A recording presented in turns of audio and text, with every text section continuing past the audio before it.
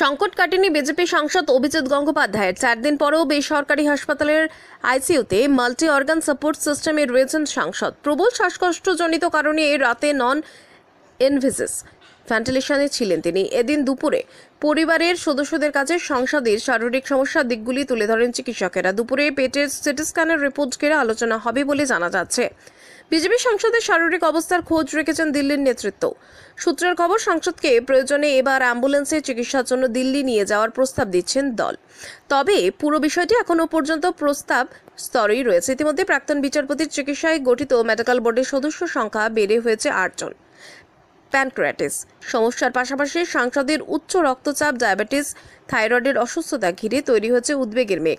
এখনও শ্বাসকষ্টজনিত সমস্যা বাড়তে তা চিন্তায় রয়েছে চিকিৎসকদের। ইতিমধ্যে অভিজিৎ গঙ্গোপাধ্যায়কে আলিপুরের ওই বেসরকারি হাসপাতালে গিয়ে দেখে এসেছেন বঙ্গ বিজেপির রাজ্য সভাপতি সুকান্ত মজুমদার। গিয়েছিলেন বিধানসভার বিরোধী দলনেতা